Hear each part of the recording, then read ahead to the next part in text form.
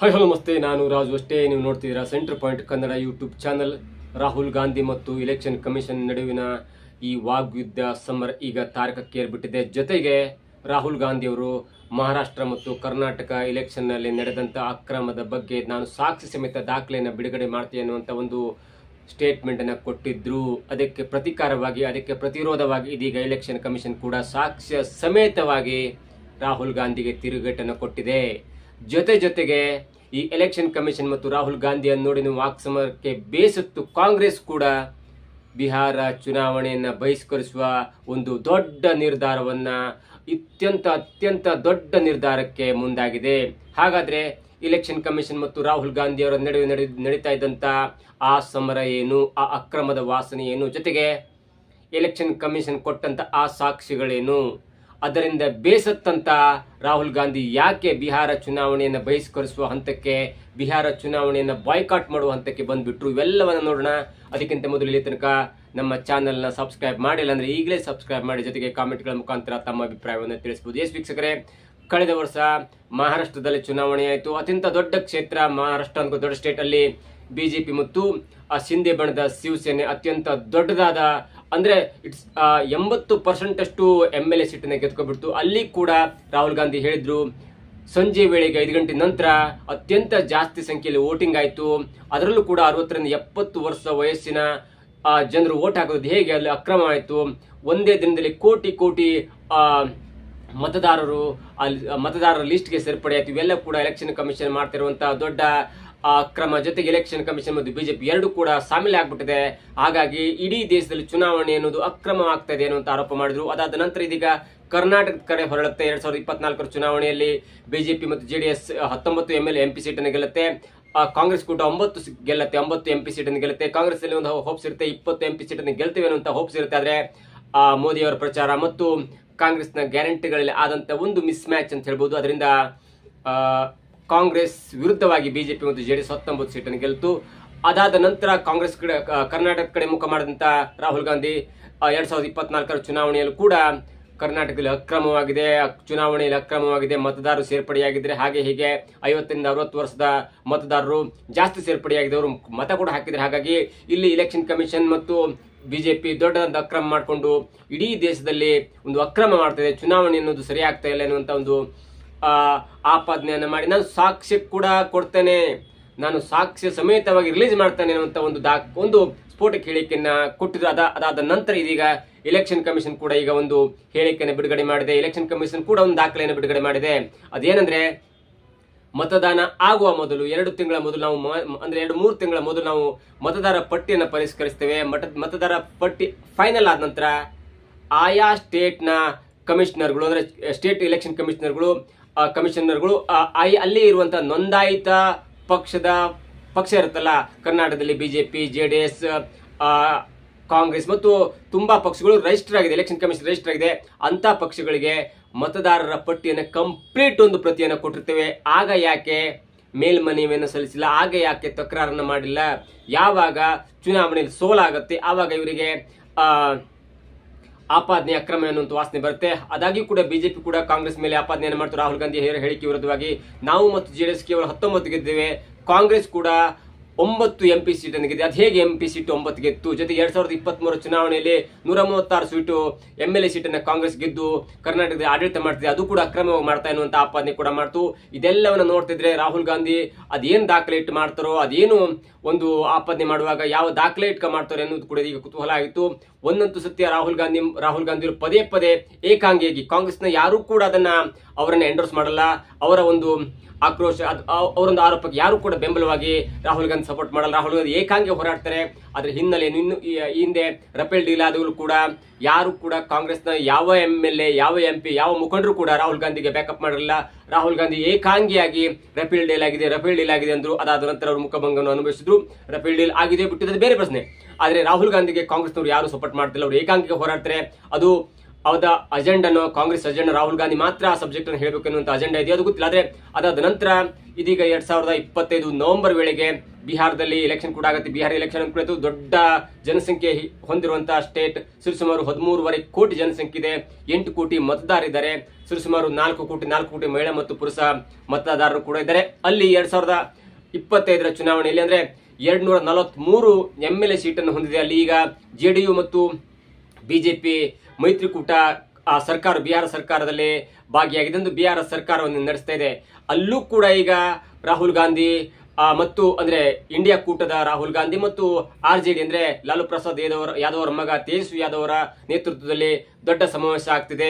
ಏನಾದ್ರೂ ಮಾಡಿ ನಾವು ಬಿಹಾರ ಎಲೆಕ್ಷನ್ ಗೆಲ್ಲಬೇಕು ಎನ್ನುವಂತ ಒಂದು ತಯಾರಿ ಆಗ್ತಿದೆ. ಹೋದ್ಸಲ ಕೂಡ ಅಂದ್ರೆ 2025 ಅಂದ್ರೆ 2019 ಕೂಡ ಅವರು ಗೆಲ್ಲೇಬೇಕೆನ್ನುವಂತ ಒಂದು 2020 ಕೂಡ ಗೆಲ್ಲೇಬೇಕೆನ್ನುವಂತ ಪ್ರಯತ್ನವನ್ನು RJD ಮಾಡಿತ್ತು.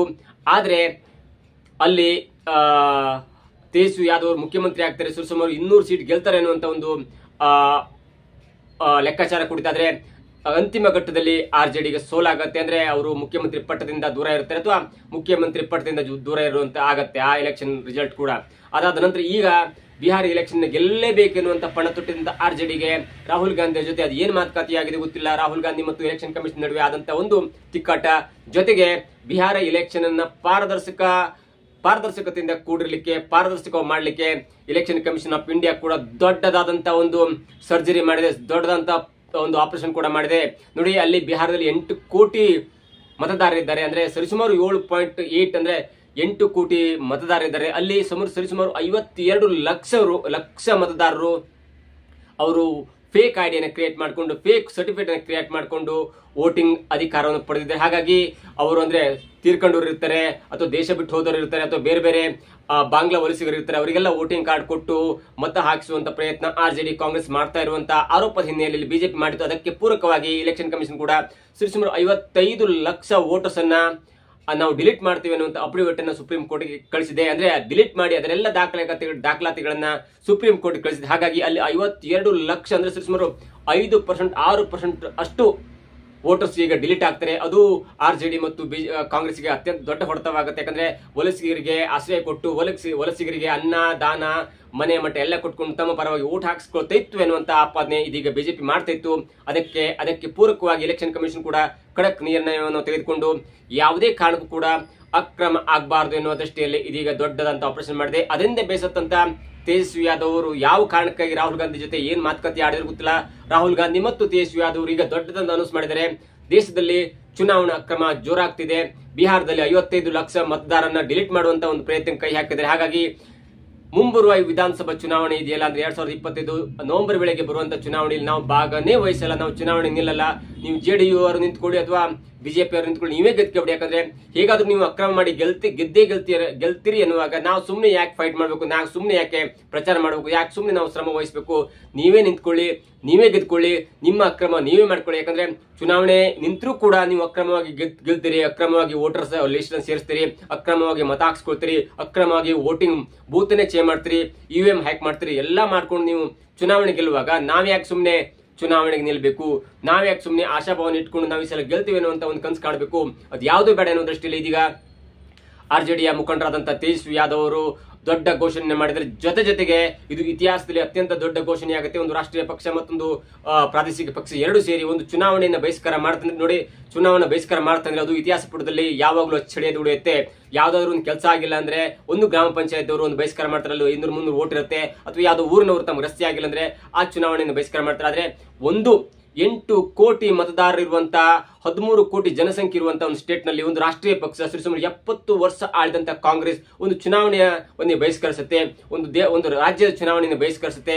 ಅಲ್ಲಿ ಕೂಡ 30-40 ವರ್ಷ ಆಳಿದಂತ RJD ಅದು ಕೂಡ ಕಾಂಗ್ರೆಸ್ ಜೊತೆ ಸೇರಿ ಈ ಬಿಹಾರ ಎಲೆಕ್ಷನ್ ಅನ್ನೇ ಬಹಿಷ್ಕರಿಸುತ್ತೆ. ಅಂದ್ರೆ ಅಲ್ಲಿ ಏನೋ ನಡೆದಿದೆ ಅನ್ನುವಂತ ಒಂದು ಕುತೂಹಲ ಇದೀಗ ಬಿಜೆಪಿ ಕಾಡ್ತಾ ಇದೆ ಮತ್ತು ಎಲೆಕ್ಷನ್ ಕಮಿಷನ್ ಕೂಡ ಕಾಡ್ತಾ ಇದೆ. ಏನೋ ಇಲ್ಲಿ ಹುನ್ನಾರ ಇದೆ, ಯಾವುದೋ ಒಂದು ಕಾರಣಕ್ಕಾಗಿ ಅಥವಾ ಏನೋ ಒಂದು ಮಾಡ್ಲಿಕ್ಕೆ ಇವರು ಹೊರಟಿದ್ದಾರೆ ಅನ್ನುವಂತ ಒಂದು ಮೆಗಾ ಟ್ವಿಸ್ಟ್ ಈಗ ಕಾಡ್ತಾ ಇದೆ. ಏನೇ ಆಗ್ಲಿ ರಾಹುಲ್ ಗಾಂಧಿ ಅವರು ಪದೇ ಪುರಾವಿ ಇದ್ದೋ ಇಲ್ದಿನೋ ದಾಳಿ ಮಾಡ್ತಾರೆ. ಆದ್ರೆ ಯಾವ ಕಾರಣಕ್ಕಾಗಿ ರಾಹುಲ್ ಗಾಂಧಿ ಅವರು ಹೀಗೆಲ್ಲ ಮಾಡ್ತಾ ಇದ್ದಾರೆ? ಕಾಂಗ್ರೆಸ್ ಪಕ್ಷಕ್ಕೆ ತನ್ನದೇ ಆದಂತ ವೋಟ್ ಬ್ಯಾಂಕ್ ಇದೆ, ತನ್ನದೇ ಆದಂತ ಅಜೆಂಡಾ ಇದೆ. ಅಷ್ಟಾಗಿಯೂ ಕೂಡ ಯಾಕೆ ಚುನಾವಣಾ ಆಯೋಗದ ಮೇಲೆ ಗೂಬಿ ಕೂರಿಸ್ತಾ ಇದ್ದಾರೆ ಅನ್ನುವಂತ ಒಂದು ಆರೋಪ ಈಗ ಕೇಳಿ ಬರ್ತಾ ಇದೆ. ಜೊತೆಗೆ ಕರ್ನಾಟಕ ಆಗಿರ್ಬೋದು, ರಾಜಸ್ಥಾನ ಆಗಿರ್ಬೋದು, ಅನೇಕ ಕಡೆ ಕಾಂಗ್ರೆಸ್ ಕೂಡ ಗೆದ್ದಿದೆ. ಅದರಲ್ಲೂ ಕರ್ನಾಟಕದಲ್ಲಿ ಇತಿಹಾಸದಲ್ಲಿ ಅಚ್ಚಳಿಯದೆ ಉಳಿಯುವಂತ ದೊಡ್ಡ ಬಹುಮತ 136, ಜೊತೆಗೆ ಅದಾದ ನಂತರ 3-4 ಗೆದ್ಬಿಟ್ಟು ಅಂದ್ರೆ MLA ಸೀಟನ್ನ ಸುರಿಸುಮಾರು 140 MLA ಇರುವಂತ ಕರ್ನಾಟಕದಲ್ಲಿ ಯಾಕೆ ವಿಧಾನಸಭೆ ಚುನಾವಣೆಯಲ್ಲಿ ಗೆದ್ದಾಗ ಯಾಕೆ ಅಕ್ರಮ ವಾಸನೆ ಆಗಿದೆ, ಕಾಂಗ್ರೆಸ್ ಅಕ್ರಮ ಮಾಡಿದೆ, ಚುನಾವಣಾ ಆಯೋಗ ಜೊತೆ ಕಾಂಗ್ರೆಸ್ ಹೊಂದಾಣಿಕೆ ಮಾಡ್ಕೊಂಡಿದೆ ಅಂತ ಆರೋಪ ಮಾಡ್ತಾ ಇಲ್ಲ. ಇವರಿಗೆ ಗೆದ್ದಾಗ ಒಂಥರ ಸೋತಾಗ ಒಂಥರ ಹೀಗೆ ಮಾಡಬಾರ್ದು, ಇದು ಕೆಟ್ಟ ಕಾರ್ಯ ಅಂತ ಬಿಜೆಪಿಯ ದೊಡ್ಡ ಮುಖಂಡರು ಹೇಳ್ತಾ ಇದ್ದಾರೆ. ಆದ್ರೆ ರಾಹುಲ್ ಗಾಂಧಿ ತಮ್ಮ ಒಂದು ಅಜೆಂಡಾನು ಬಿಡ್ತಿಲ್ಲ, ತಾವು ಹೇಳಿದ್ದೆ ಸರಿ ಅನ್ನುವಂತ ಒಂದು ಕಾರ್ಯಕ್ಕೆ ಮುಂದಾಗ್ತಿದ್ದಾರೆ. ಹಾಗಾಗಿ ದೇಶದಲ್ಲಿ ಪಕ್ಷ ಪ್ರತಿರೋಧ ಅಂದ್ರೆ ಪ್ರತಿಪಕ್ಷ ಮತ್ತು ಪಕ್ಷಗಳು ಇರಬೇಕು, ಹೋರಾಟ ಇರಬೇಕು. ಆದ್ರೆ ತಲೆಬುಡ್ಡವಿಲ್ಲದ ಲೆಕ್ಕಾಚಾರದ ಹೋರಾಟ ಅದು ಕಾಂಗ್ರೆಸ್ಗೆ ಮುಳುವಾಗುತ್ತೆ ಅನ್ನೋದು ಕೂಡ ಇದೀಗ ಜನರು ಆಡ್ಕೊಳ್ತಿರುವಂತ ಮಾತಾಗಿದೆ. ಏನೇ ಆಗ್ಲಿ, ಒಂದು ವೇಳೆ ಬಿಹಾರದಲ್ಲಿ ಚುನಾವಣಾ ಬಹಿಷ್ಕರಿಸುವಂತ ಕಾಲಕ್ಕೆ ಬಂದ್ರೆ ನೋಡಿ, ಕಾಂಗ್ರೆಸ್ಗೆ ಅಲ್ಲಿ ದೊಡ್ಡ ಹೋಲ್ಡ್ ಇಲ್ಲ, ಯಾಕಂದ್ರೆ ಆ ಹೋಲ್ಡ್ ಅನ್ನು ಕಳ್ಕೊಂಡ್ಬಿಟ್ಟಿದೆ.